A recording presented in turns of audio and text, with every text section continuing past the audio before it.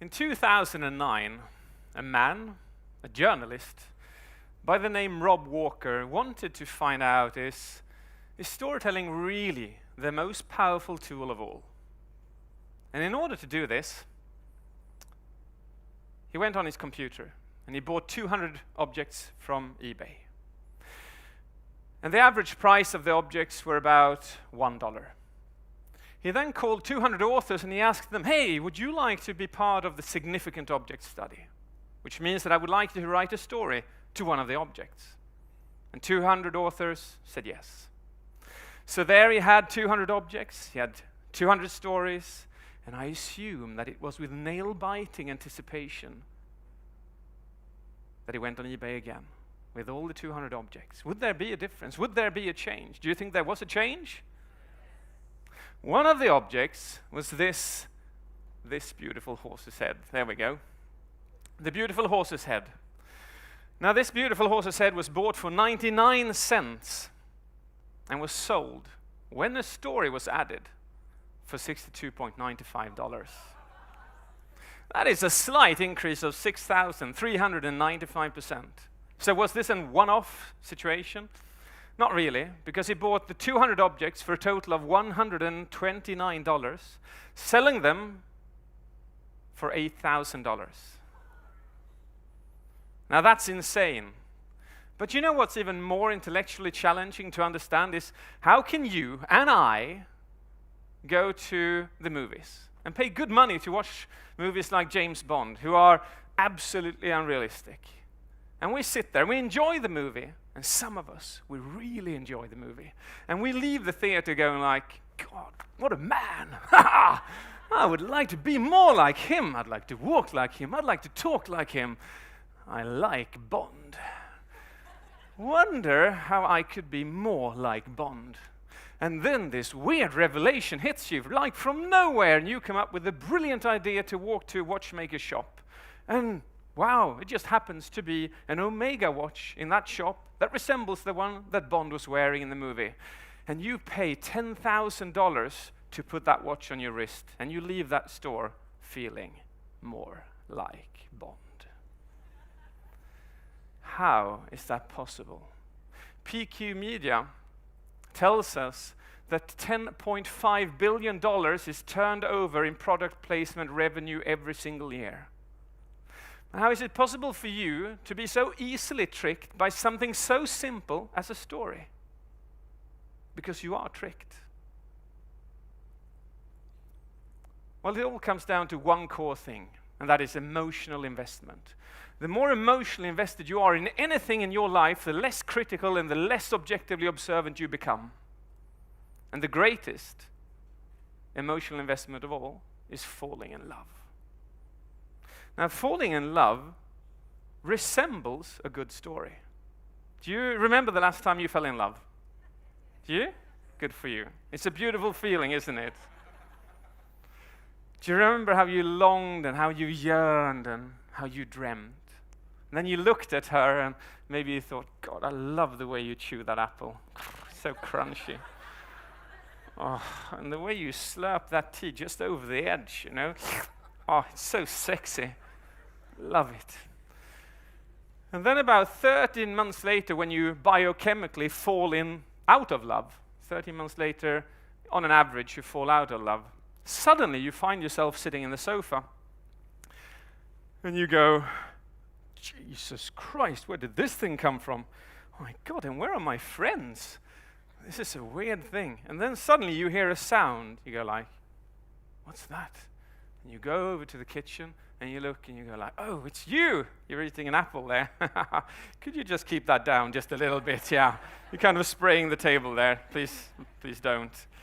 And you sit down comfortably again, and just a minute later you hear somebody drinking tea from the kitchen going, and suddenly this is all annoying to you. Have you been there? Sadly enough. 30 months later, our critical thinking and our cortex comes home from a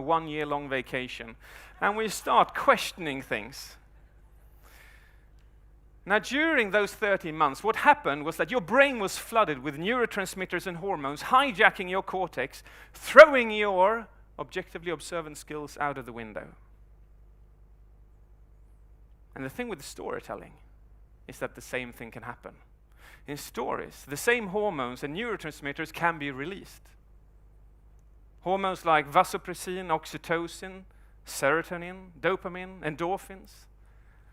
And you know what? That's what I would like to do during my talk. I would like to induce 3 hormones into your brain. I call it the angel's cocktail, so it's a nice cocktail. I would like to start with radically increasing your dopamine levels. And I need your consent on this. Is that okay? Cool. And if you don't like the idea of that, you'll just have to cover your ears. So dopamine, this is what it looks like. And when you have that in your blood, these are the beautiful effects. You get more focus, more motivation, and you remember things in a better way. So what does dopamine feel like? It feels like this. About 6 years ago, I received a phone call from a woman who represented one of the biggest training companies in Scandinavia, and she said, "Hey, David, we've got a lot of trainers in presentation skills and in rhetorics, and we would like to increase the level of all of these. And we think you are a perfect pick. Would you like to come to a meeting?" I'm like, wow, I'm honored. I'd love to. And I come up to Stockholm, and I'm going to their office, and just as I am going to pull the handle down, what I don't know then is that I'm walking into one of the absolute worst meetings I am ever going to have in my life. But I don't know that yet, so it's okay. I open the door, and I meet this woman. Her name is Lena. And hurriedly she says, "David, just so you know, I'm not the one you're going to have this meeting with. You're going to have it with 3 gentlemen further on here." And I'm like, okay, that's a bit strange. Usually you know who you're going to have the meeting with. And then she progresses with a bit of chit-chatting, and then suddenly she says, are you ready now? And I'm like, yeah, what should I be ready for? And then she says, "Just so you know, can you see the room over there?" And I go like, "Yes, I can see it." "Well, in that room you have the 3 gentlemen. Just so you know, they're all majority owners of this company. They've all got an ex-military background, and none of them wants the training that you are going to pitch."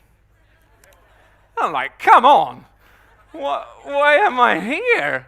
And it's like, well, all the trainers want this, but the management they're on too high horses. They can't see that they need it. So it's pretty simple. The only thing you have to do is go in there and kind of, you know, just prove the opposite. I'm like, yeah, that sounds simple, doesn't it? And I can remember myself. I'm walking towards this office. My sweat is coming down my palms. My heart is racing. And just halfway there, she calls my name. And I still, to this day, don't know if this woman is sadomasochistic or just downright unintelligent. Because she calls my name and she goes like, "David." And it's like I'm going to get a tip, you know, something like that. So I turn around to ask her, go like, and she says the following. Now, if I don't tell you what she says there, is that annoying? Well, actually, as an example, I'm not going to do that. I just wanted to prove to you what it feels with high dopamine levels. Would you say that your focus was increased? Your attention was increased? You were creative, you created situations around this, and you probably already figured out what that room looked like, correct? And you remember that I did that to you for quite a while. Now, the feeling you had there was high levels of dopamine, which is beautiful. So how do you do that? Well, what you do is you build suspense, you launch a cliffhanger, and the most beautiful thing of all is that all storytelling is per definition dopamine creating, because it's always something that we're waiting and expecting. So just imagine, just by using storytelling, you can get those techniques. You don't have to do a cliffhanger like I did. So that was the first hormone. I'd now like to go to oxytocin. Is that okay as well? I'll induce that. All right. The beautiful effects of oxytocin are the following. You become more generous, you trust me more, and you bond to me. Do you want to do that?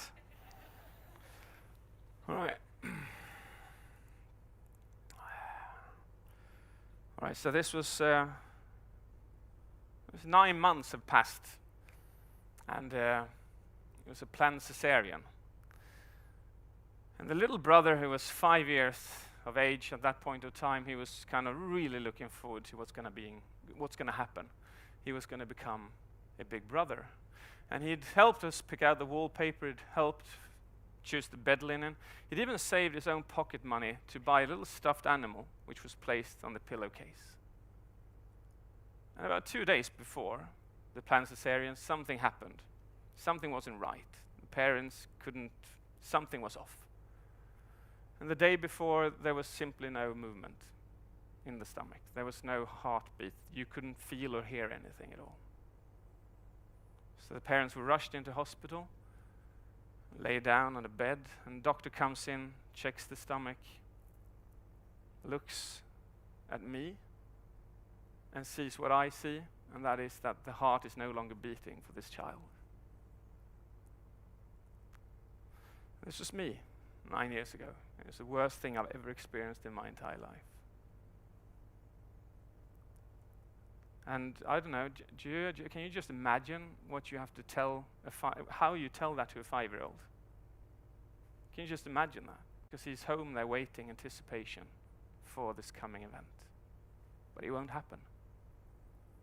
So part of me, and to handle that, I talk about it.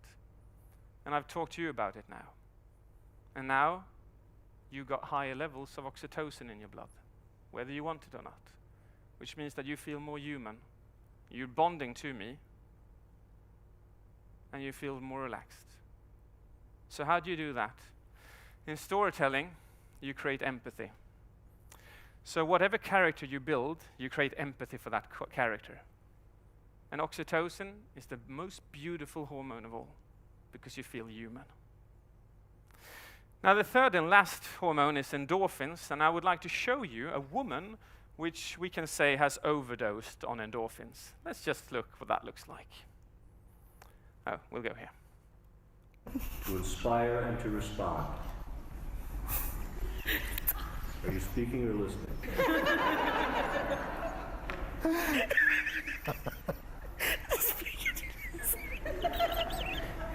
I'm sorry.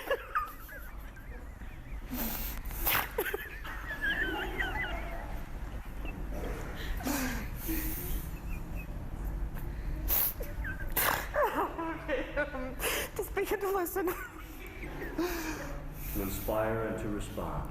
To inspire and to respond. And in all circumstances.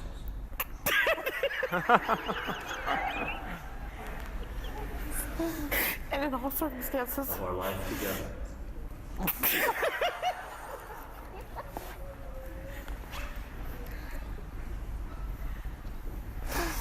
I'm sorry, of our life together. Of our life together. Loyal to you. To be loyal to you. With my whole life. With my whole life. And with all my being. And with all my being. Until death parts us. Until death parts us.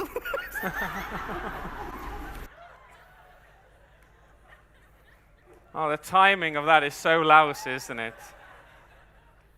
So how do you create endorphins? Well, you make people laugh. What happens then is that they become more creative, they become more relaxed, and again, they become more focused, which is beautiful to have. Now, all these three hormones that I've induced into your brain now is what I call the angel's cocktail. But there is an opposite of that cocktail, and I call that the devil's cocktail. And the devil's cocktail has high levels of cortisol and adrenaline. And they feel like this. Ah! Sorry to do that to you. So high levels of cortisol and adrenaline. And the problem with that is that if you got really high concentrations, which I didn't give you there, but when you got high concentrations, look at this. Is this something that you want to have the people you talk to have in their blood, in their system? No. Now, in our stressful work lives, in our stressful lives, many times, when you present, when you communicate, when you deliver meetings, which one do you think they've drunk most of? The devil's cocktail or the angel's cocktail? Most commonly, the devil's cocktail. And the problem then is that you've got all this to work against. But all of that can change today. All of that can change by you starting to use something I call functional storytelling. And functional storytelling means that you do these three things. 1, you have to understand that you don't have to be a bearded old man in front of a fireplace with a dark voice in order to be a great storyteller. In my experience, when I train people, everybody is a good storyteller from birth. The only problem is that you don't believe in it. The second thing is this: write down your stories. You'll notice that you have 3 to 4 times more stories in your life than you normally, or than you thought that you had. 3, index those stories. Which of your stories make people laugh, i.e. create endorphins? Which makes people feel empathy, i.e. oxytocin? And the next time you go into a meeting, you pick the story you want to release the hormone you wish in the person that you're talking to get exactly the desired effects that you want. And that's a beautiful thing. Now, you know me, some of you know me as Mr. Death by PowerPoint. And I want to round off with making my point very clear. And my point is this: 100,000 years ago, we started developing our language. It's sound to say that we started using storytelling to transfer knowledge from generation to generation. 27,000 years ago, we started transferring knowledge from generation to generation through cave paintings. 3,500 years ago, we started transferring knowledge from generation to generation through text. 28 years ago, PowerPoint was born. Which one do you think our brain is mostly adapted to? Thank you very much.